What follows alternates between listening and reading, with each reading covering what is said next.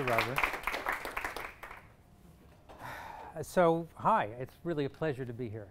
And I'm going to tell the story as a story because it's only about 14 months old and it changes every day, and that's just the way it goes. So, in fact, in January, I resigned from the School of Interactive Games and Media to acquire the best job title of my checkered career. My new title is Research Scientist in Magic. Because I'm at the Center for Media Arts Games, Interaction and Creativity, and the Lab for Access and Collaboration Technology, Magic ACT, get it? And that has become the platform for doing what we now do. And just to sort of cut to the chase, I'm going to show you what we now do. We have an organization. Today we have about 1,200 and I think 21 last time I looked members, and we're growing by about 10% a week. So we've sort of unleashed something really interesting. Frankie Flood on the right is a professor at the University of Wisconsin, and Shay lives in Madison. And if you look carefully, you'll notice that Shay's hand is missing fingers. There you go.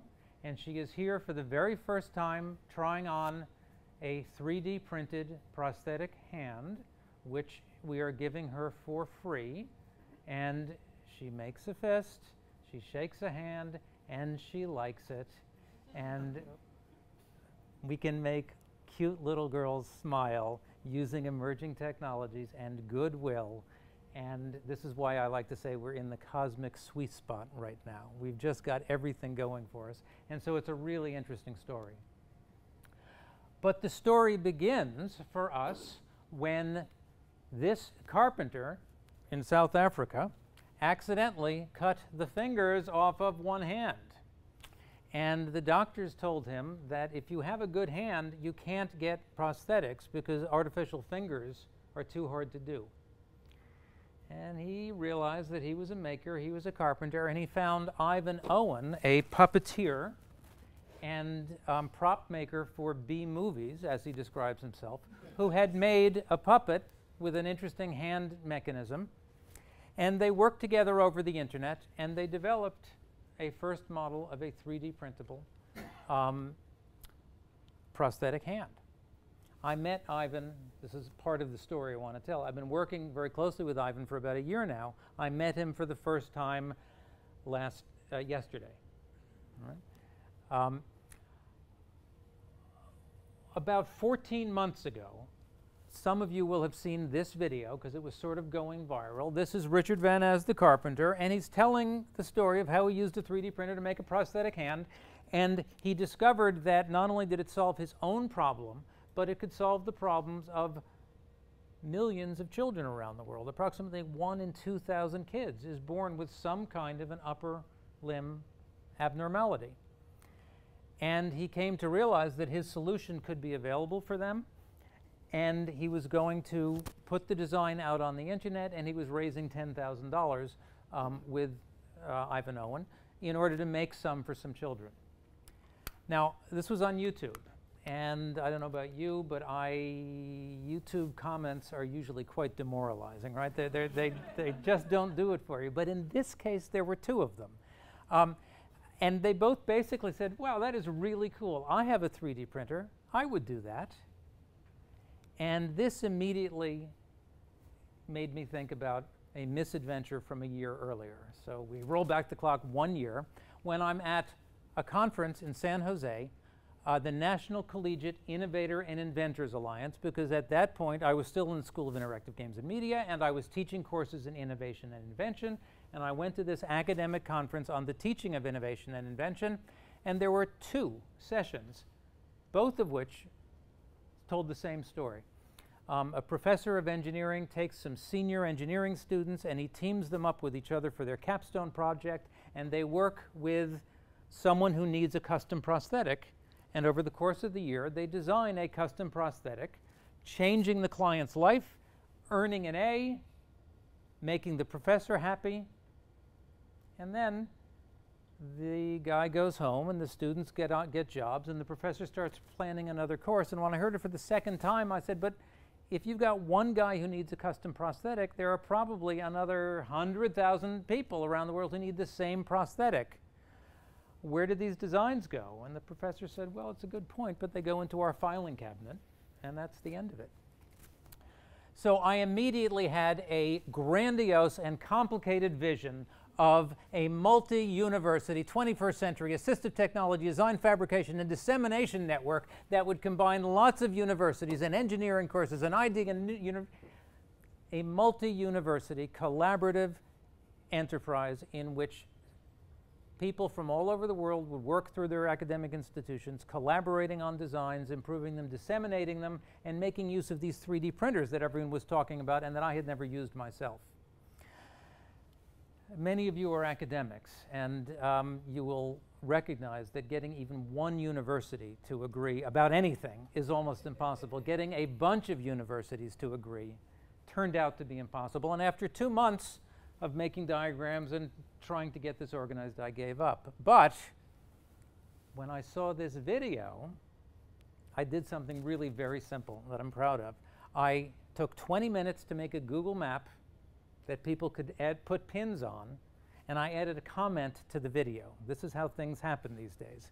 And the comment just said, MakerButter is the name of this brand of printer. I said, if you have a 3D printer or need a hand, put yourself on this map. And when they got to the map, they saw that they could add pins, and we described it in a way that has actually stood the test of time, lo, these 12 months. Who knows where we're going to be tomorrow. We described it as a global volunteer assistive technology network built on, secret recipe here, an infrastructure of electronic communications, 3D printing, and goodwill. Now, I think you need all three of them, but I got to tell you, if you have all three of them, you've got something really interesting. So this was basically the vision, and this is actually basically the practice. We imagined that people would become aware of one of these 3D printed prosthetic hands, and at the risk of losing your attention, I think I'm going to let these circulate just so you can see that it's not rocket science. Be careful of the broken one. That's right. But that's the point. You break it, we'll make more. They become aware of it. They download. They go to a website, which is already out there, called Thingiverse, or one of many equivalents. They get a 3D model, which they can manipulate using design software, which is available for free. And they use a 3D printer, which, as most of you probably know, is basically a glue gun on a robotic arm that just lays down tiny layers of plastic, building up parts layer by layer by layer by layer, and something like that might take 7 or 8 hours to print. And then you get a whole bunch of parts, which, as you can see, requires a fair amount of assembly, but we're making it easier and is not rocket science. And the next thing you know, you have a 3D printed hand, which a kid can use to feed himself or to pick up a cup.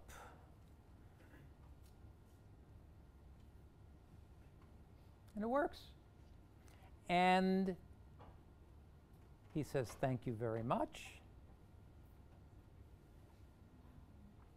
And at this point, we have, as I say, 1,200 people who've said, this is cool, I would do that, and we're giving away 2 or 3 hands a week.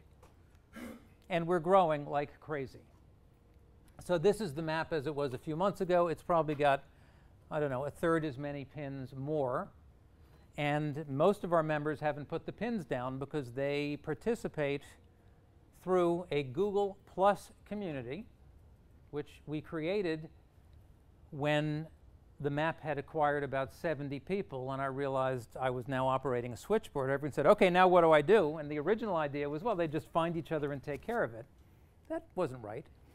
So we created a Google Plus community. When I made this picture, it was 915. You can calculate roughly how many weeks ago that was. And the very high school student who was the link between me and Bob Grabois went and created a Facebook group, which is now where most of the parents with kids find out about us. And then Ivan's wife, Jen, who I met yesterday for the first time, created this website, which is your go-to place if you want to know more.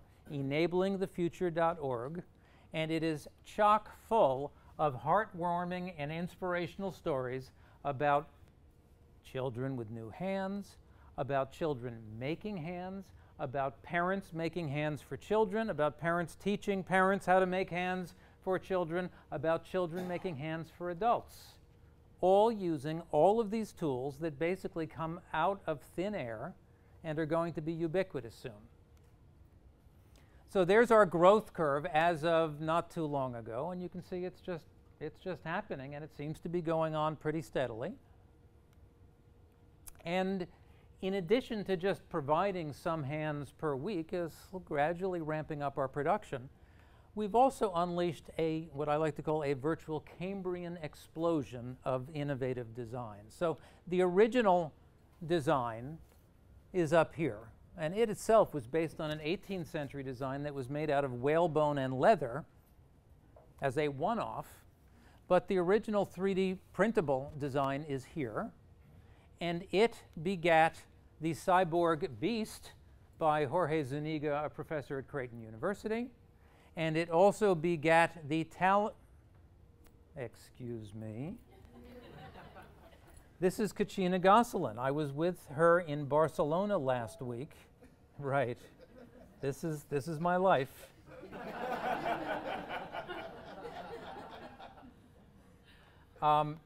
She's a member of e-NABLE. I met her for the first time a month ago. We spent a week together in Barcelona at the Fab 10 conference last week. Fab Labs are Sorry. I guess I'd better turn this off. Excuse me. Or I could video her in. That would really click. I'm going to close my web browser, which will disconnect her, I think. And here we go again.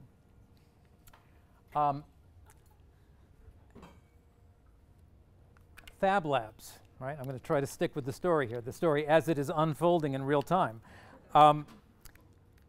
There's a movement to put maker spaces all over the world, nice collaborative environments with 3D printers and laser printers and milling machines, and there's this wonderful organization that had their 10th year anniversary meeting in Barcelona, where we met our tribe, people who say this is the best example of the future and the potential of 3D printing technologies we know of, and several people who operate refugee camps in Africa and elsewhere said, we would like to work with you. And what you just saw, and I hope you couldn't read too much too fast, is that we're involved in negotiations right now in trying to figure out how to team up with organizations in order to bring this solution to those kinds of environments. So, if you recall, before we're so rudely interrupted, the original hand begat the cyborg beast, which begat also the Talon Hand. This is, I met Peter for the first time this week. He designed this hand for his son, Peregrine Hawthorne, his real name. And this is known as within our group as the Harley Davidson of 3D printed prosthetic hands. When Peregrine got his version 2 hand, he discovered as he was sitting at a bus stop that he was accidentally crushing a soda can. So there's something going on here. Those two have had the love child we call the Talon Beast, which has some of the best features of each design. Peter actually also designed the Odie hand, designed for a 6-year-old in Greece named Odysseus, who did not have the wrist strength to operate 5 fingers, so what the heck, let's make him an easier to use beginner's hand. And this is a favorite. This kid is named Luke, and Luke's dad, Greg, who learned how to make 3D printing from Leon's dad, Paul, who's the guy you saw on CBS News. Greg said, you know, Luke wants a hand, and I think that 2 thumbs would give him an even better grip. Now, you know, Greg is no kind of an engineer, but this is a really good idea. And by the way, it means that this kid now is known as Cool Hand Luke. Right? And this is Tully in North Carolina, and another one of our members, Karen Traphagen. And when asked what color would you like your hand? Tully said, well, I'd like it to glow in the dark. That's a good idea.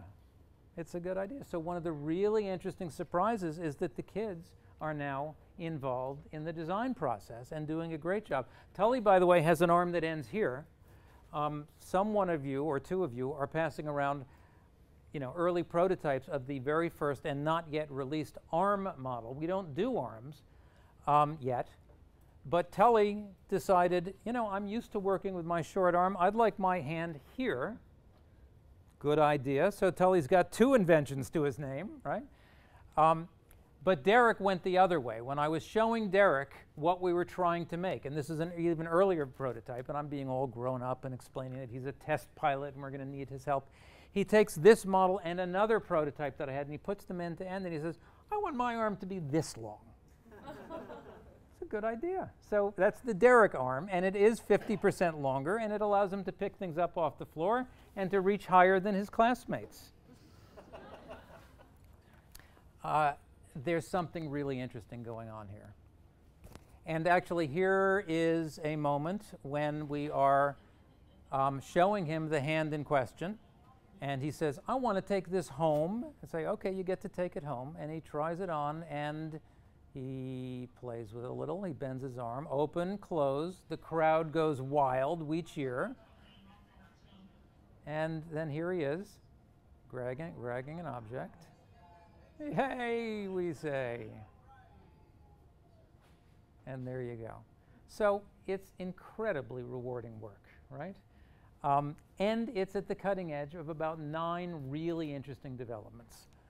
And I, who really have been sort of den mother and community manager, and am no kind of an engineer, as you can demonstrate by looking at the model that broke when I shipped it, am actually getting involved in a little bit of the invention. One of the functional arm that you have there has the push me, pull you device, which means that there's a clever stringing arrangement which produces an active opening and an active closing. It's not rocket science, but it's a nice little innovation.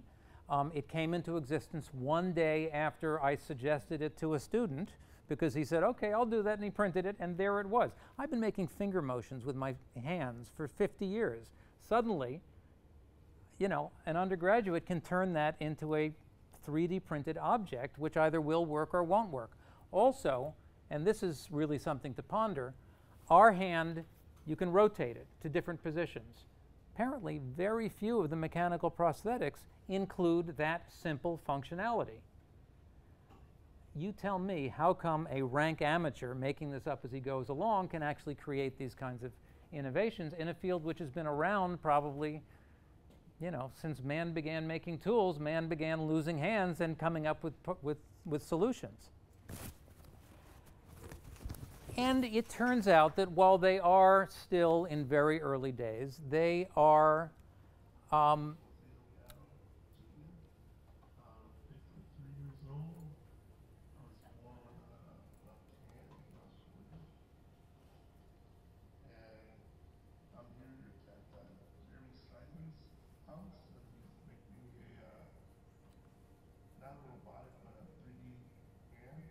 Okay, so here's Mr. Delgado, and he is explaining, and I guess I don't know how to turn off the sound.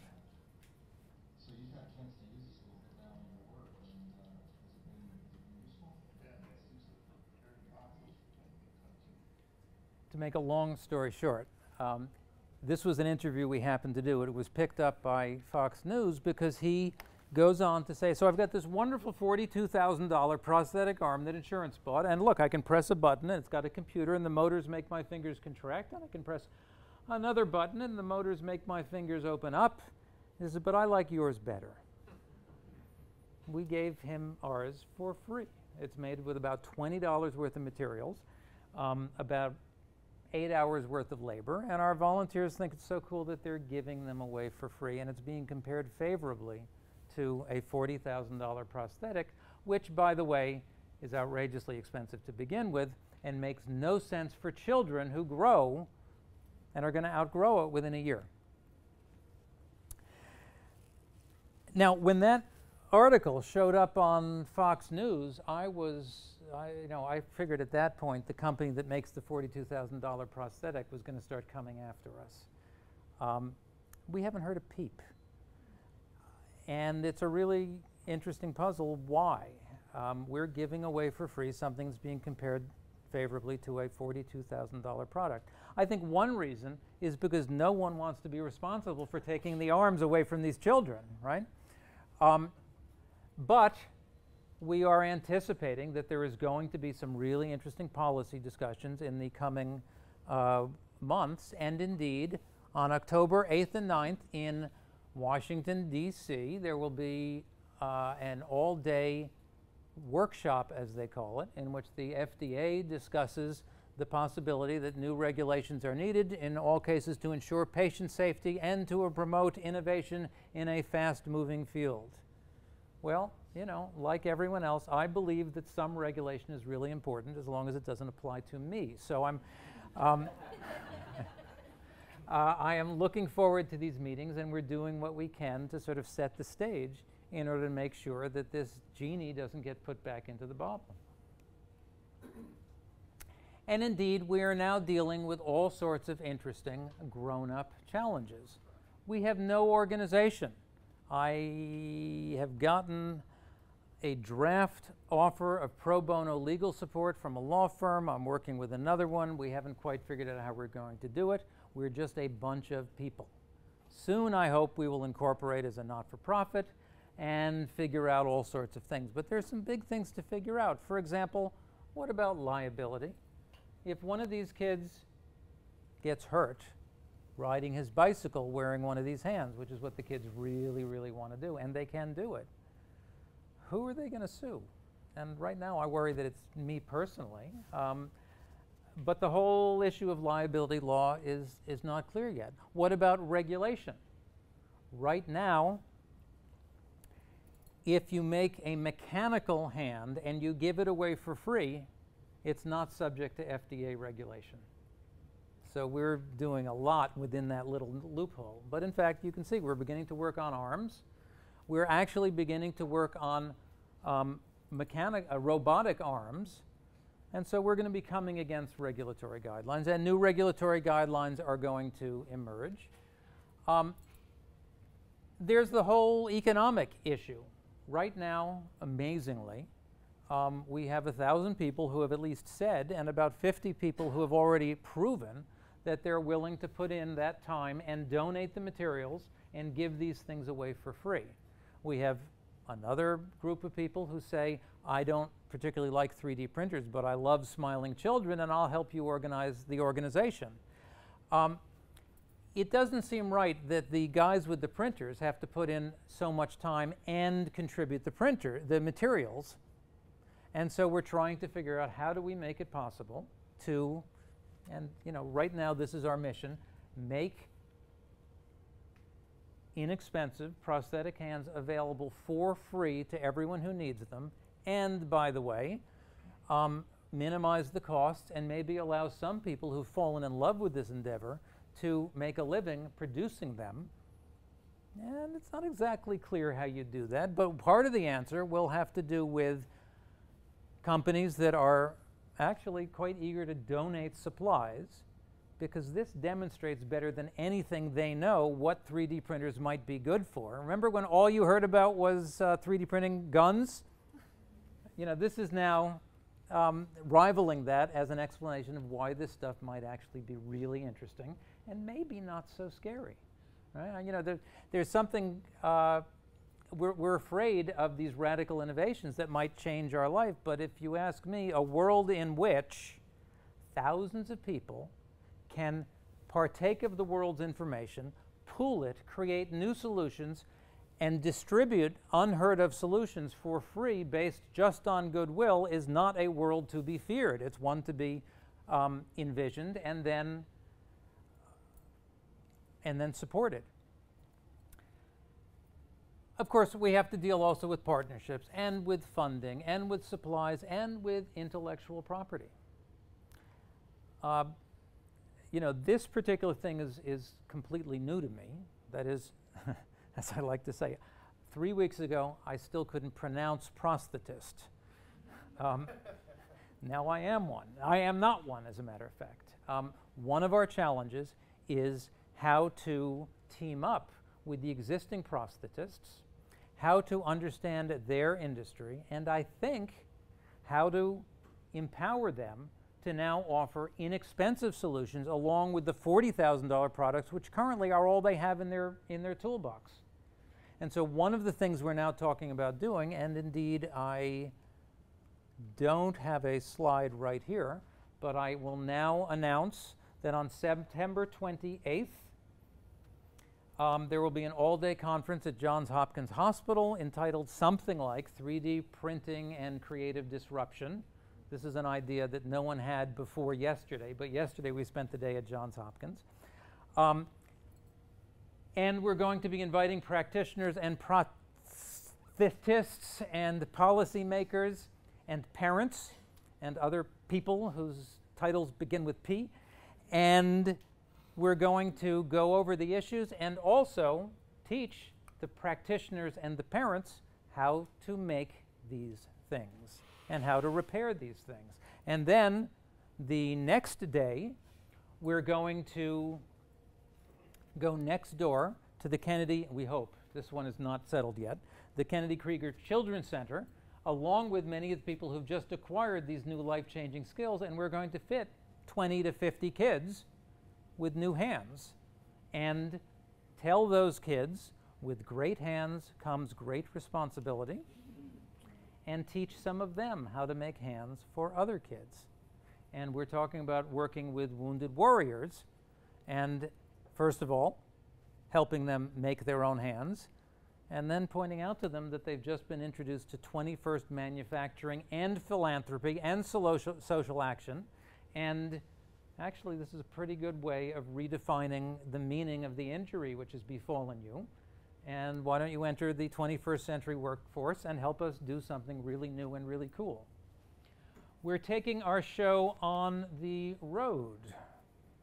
This is not my computer. My computer screen is still on. So, oh, you have slides there. That'll do. Okay.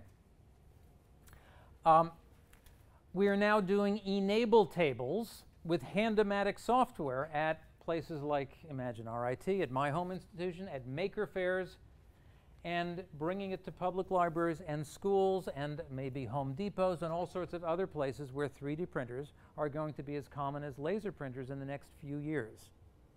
What, you might ask, is Hand-O-Matic software? We're making it this easy. You're going to, in fact, you can right now go on your web browser to a web address, and you will be invited to measure with pictures the length of your hand that needs a hand and the width of your hand. And you'll pick the model. Do you want the Cyborg Beast or the Talon Beast or the blah, blah, blah? And you'll press Generate Preview, and it will show you a picture. And you'll press Create STL files, and it will actually create the 3D printable files that will be downloaded to your computer. And if you have a 3D printer there, you can print them there in the library. And if you don't have a 3D printer right there, well, you can give them to someone who does, because someone you know will have one very soon. And in some ways, at the rate 3D printers are spreading, and at the rate something cool like this can spread through the internet, it's really quite possible that in 5 or maybe 10 years, 3D printed prosthetic hands are not going to be a novelty. They're just going to be a standard solution for children.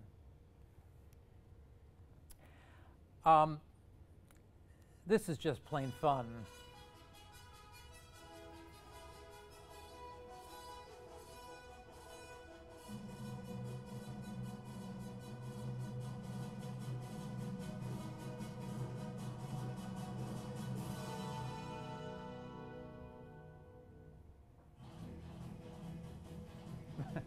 I love it.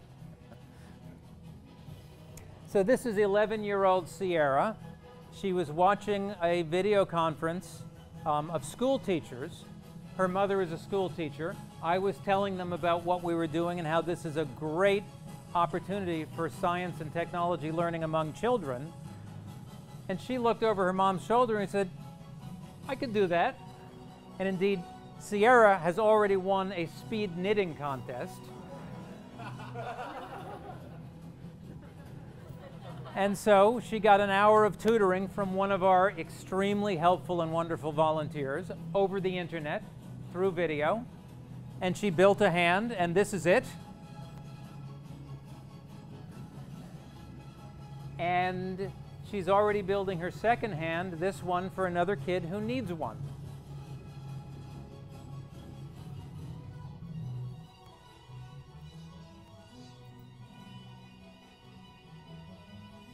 There you go. Okay. All right. And she's obviously in no pain. All right. This is good fun and really meaningful. And I got to tell you, having manned the booths at the science fairs, actually 7 to 10-year-old girls in particular really understand the potency of this. They just say, "Thank you for doing this," in a way that you just say, "This is just great. This is the greatest thing ever." Okay, so that's our story to date. And, 2 parts of it are hot off the presses. We're hot in negotiations for going out to refugee camps, and we have just decided to do this 2-day Handapalooza.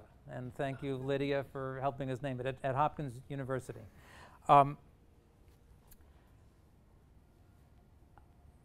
But what we've really discovered is not how to make 3D printable prosthetic hands. What we've really discovered how to do is how to enlist what seems to be a global army of high-tech, high-touch volunteers who will make major contributions to other people for free, provided, and I don't know how to finish that sentence yet. I think it's provided they can do something really rewarding which advances their personal reputation or career goals, whatever those are, using cutting-edge technology and internet collaboration tools. Because let's face it, these are 1,000 exceptional individuals, and they have found their tribe, and they're doing something really interesting. Well, that's what the internet makes possible. And so today, e-NABLE is all about 3D printers and prosthetic hands, but as you can see, we're moving from hands to arms. And if, as I suspect, 5 to 10 years from now, 3D printing and prosthetic arms are not going to make your eyes grow wide, they're just going to be a really nice solution, we will have moved on, for example, to heads-up displays, right? Like Google Glass. There's an example of something which we know it's coming. And right now it costs, well, frankly, it costs as much as an expensive laser printer or a 3D printer. But both of those things are going to cost a few $100s in a few years. Well, how about reading glasses for the blind? We call them reading glasses because you ought to be able to put a book up in front of your glasses, and the camera will read the text off the glasses, and it will read into your ear. Get it? Reading glasses, they will read to you. Or if you're deaf, subtitles, and you use the heads-up display. And the point is, all of these kids, including many of you, who have learned how to develop web pages or know how to pronounce JavaScript, have got the skills needed to produce these things, to share the designs, and to engage in this process of collaborative design, innovation, and service at essentially zero cost and huge personal reward. And when heads-up displays are, so very 2014, maybe it's do-it-yourself drugs and nutraceuticals, do-it-yourself biology. People using their newer model 3D printers to print tissue, to test genetically engineered materials on 3D printed tissue containing their own cells, which is something I read about just today. And so it goes. I think the e-NABLE model of crowdsourced, collaborative, humanitarian innovation is far broader and probably more significant than the particular thing we are doing here. And indeed,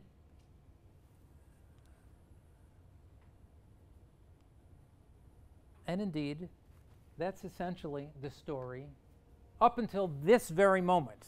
But at this moment, right, we're beginning to look forward to the whole question of how this extracurricular activity is going to meet up with the industry. And I think some of the people in this room will have something to contribute to that discussion. And we're looking forward to the issue of how we will eventually mesh, hopefully gracefully, with the medical establishment. And what kinds of policy issues will make what kinds of policy issues and decisions and options will make all of those things possible. As I say, right now we're operating within a loophole in a world which may or may not be able to keep pace with the rate of change. There are lots of ways to stumble and fall, and frankly, if one of our kids stumbles and falls, that could actually be the moment at which all sorts of legal and liability issues really rise to the surface. On the other hand, I submit to you that we're doing one of the coolest things ever, and we need to find a way not just to allow it to continue, but to allow this kind of thing to proliferate and bloom. And to get that right, and I actually have no reason to think that we won't get it right, and I have no reason to think that we're going to do it right the first time, but I just think that this is really a very clear trend and a clear mandate. We can do what we can to help create a future and to help train children who in many countries, if they're missing a hand, are throwaways,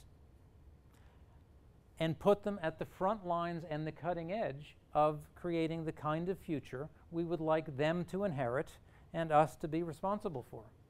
So if any of you have any questions or ideas as to how we can continue to take this forward, you are as up to date as you can possibly be. And thank you very much.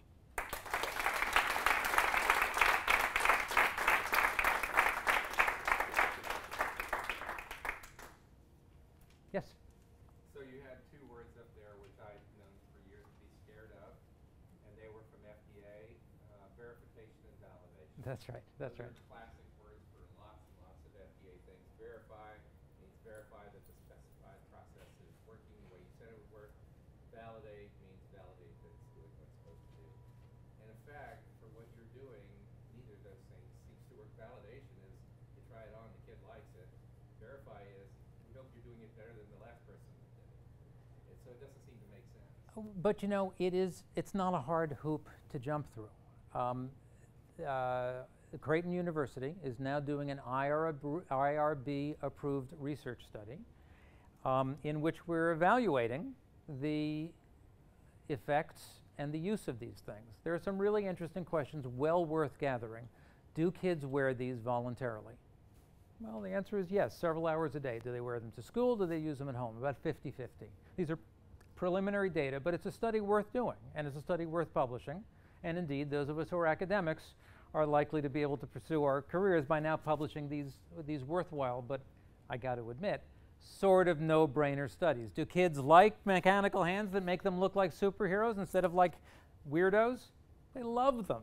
And that psychological effect, which we are also trying to validate, is probably even more important than the dexterity or the muscle development, which goes with having something to do with their hand. That's an academic answer, but it's not what FDA is talking about, a regulatory requirement that they will set down those requirements, and you will verify this according to their requirements and validate it according to what they want. To me, that's the difference.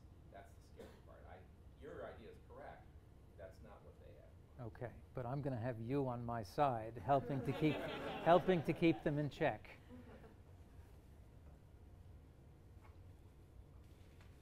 For those of you who don't know, Richard actually climbed over the wall and escaped FDA. So there is this FDA workshop. They are very clear that right now we're operating in this loophole. That is, the organizer of the workshop said, you know, by the way, I think this is right. Right, I don't know how it's going to work out. But it's going to be very hard to tell parents that they can't use something they have in their basement to produce something which is actually somewhere in between a back scratcher, right? A hand-shaped object that makes your kid feel good, and a toy, and they can't give it to their kid Well, it took, unless they spend $40,000 on something that's impractical. it took Congress to tell FDA that you can't deny drugs to HIV positive people that are going to save their lives. Well, FDA was more than willing to let them know. okay. Yes, sir. So let's try to imagine a worst case scenario where if the FDA or some foreign body wanted to actually try to regulate these processes or technologies, how they would go about doing so, because it seems Right. to me like for all the reasons you just described, they're going to have a real challenge on their Right. hands, not just in the court of public Right. opinion, but just practically speaking That's from right. a perspective. Right. I mean, let's just imagine something absurd, like suppose the government said it was illegal to download music. But at least, you know, in that case, they'd have a huge body of copyright law on their side that would actually enable them to try to do so. And I'm not saying it's right or wrong. Or possible. That's right. So, but yet there's been a lot of prosecutions. Yes, right? yes. So, what's the worst case scenario look like here? They try to go after people who are uploading these files? That seems to be like a First Amendment loser. So, they go after materials? Really? Plastics? You know? They ban 3D printers? That doesn't seem possible. I mean, what's the worst case scenario here? Play it out for us so we know how to help, you know, defend against it. Frankly, I mean, I don't know, and I don't know. But the worst case scenario that I worry about is indeed that liability could well be the way. And I could even imagine industry groups that have a lot to lose from this supporting a lawsuit against one of our practitioners who right now would be potentially held responsible if something terrible were to happen. So, And so that would, but are you aware of the 86 Act that immunized against lawsuits like that for vaccines? I am not. Yeah, so there's actually a body of law that counters like insane liability that would have life-saving consequences. It seems, I'm not saying it's necessarily the right thing to do to have, Yeah. you know, that approach, but if overzealous trial lawyers were coming after, Right. you know, your people, it would Right. seem to me like, You can also look at the state laws for that. There are shield laws for nonprofits. Various That's state right. laws protect nonprofits, because Maryland has very rigorous shield laws that protect nonprofits against liability. Right. As long as the actions are within scope of what the nonprofit does. I don't want to work for a nonprofit, which is why I know this stuff. So. Can we talk? So this is not legal advice. It should Ah, not be yeah. Right. But these are things too, so going the nonprofit, doing the 501c3 That's right. can also protect you in a lot of ways. That's right. There are various ways. So I imagine that is so, and we're proceeding on the assumption that that's the direction we need to go in. As I say, we have not yet found the law firm to help us do it, and since, I mean, at this point, I usually say we have no money in the bank. We've actually gotten a couple of $1,000s worth of donations, but this, this worldwide disruption has been, based on $2,000 worth of donations and maybe $400 of cash expenditures, not counting the occasional, airfare to go here. Clearly, we're going to need to build some organizational structure, and for that matter, some reliably paid individuals to help provide reliability and accountability to support the much larger community, which we need to support without commoditizing or dissing their amazing voluntary contributions.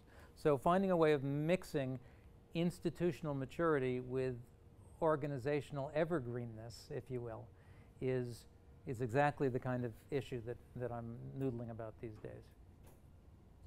Yes? Going forward, once your community has grown to a point where people might not be able to get the same sort of individualized attention that they get now, what sort of incentive structures are going to be in place for I guess just to incentivize this kind of mobilization of like such a big network? To incentivize the people within the network, the volunteers? Yeah. Right. There's going to be a point at which this is no longer so mind-bogglingly cool, at which point our volunteers, I think, are going to move into these new emerging technologies, at which point, A, we should make it easy for people who want to do it themselves to do it themselves. That's the Hand-O-Matic software and the libraries and the educational videos and the workshops and all of that stuff. B, we are now beginning to try to find prosthetists and other practitioners and say, let us teach you how to do this so that you can get insurance coverage, take the liability, and make this part of your bag of tricks substantially lower. NGOs, relief organizations, all have got a place. When we go to Africa or the Middle East, we're going to be probably starting by dealing with some professionals who we will work with and help train or advise. And I imagine we're going to do a great big worldwide hand make in which we produce hundreds or thousands of these things from all over the world, and we send them down there. And then they will take over, and hopefully they will do the right thing and train the recipients to become practitioners. And so we're sort of looking forward to how we will get ourselves out of this business while providing support and transferring the model to the next target of opportunity, if you will. Is there something that maybe Mercatus Center or affiliated scholars, some sort of research that we could do that could maybe help combat maybe any arguments that you have? Yes. Yes. Yes. What maybe that would be? Well, so the first thing is, I need someone to do a white paper to answer that question, right? What are the policy questions that need to be addressed in advance? I mean, I'd be very happy later today or later period to give you my own thoughts about that. So I'm not going to try to do it right now, but that's a really good question. I'll hear a few other things Mercatus might do, and I'm enjoying this conversation with the remarkable group of people here. But this is a really interesting case study and laboratory, I think, for a kind of crowdsourced collaborative innovation which is based on technologies that didn't exist a few years ago, which are already demonstrably game-changing. And studying and understanding this general case, not just to protect what we're doing, but in order to figure out what is the secret formula and how do you get more of this, is a really interesting policy question. I know what we're doing is working better than I could have hoped. I don't know how it's working better than I could have hoped. I don't understand the dynamic fully yet. So that's another really interesting question. We are also, I think, embarking on a battle of legitimacy. He talked about regulatory issues. Is the FDA going to pay attention to a puppeteer? Probably, if the puppeteer is teamed up with a world-renowned neurosurgeon from Johns Hopkins who, I shouldn't say this out loud, but I can't get over it. He says, I've made a brain-controlled robotic arm, but I think what you're doing is the coolest and most impactful thing ever. Well, I got to say, I love hearing that, but if he says those two things next to the puppeteer suddenly has a great increase in credibility and stature, and I think that's really important. And so the Mercatus Institute can help us legitimize and articulate the opportunities and the issues here as well. And I guess I'll stop there, but it's a really potent question. I appreciate your asking it.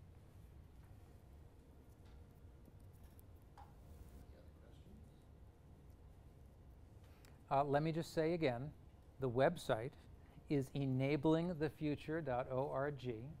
It is filled with videos and heartwarming stories and interesting tales of innovation, really cool gizmos and technology. If you really want to collaborate, you go to the Google Plus community, which you can find from that website. Or, of course, you send an email to john.schull@rit.edu. Let's give John a big hand.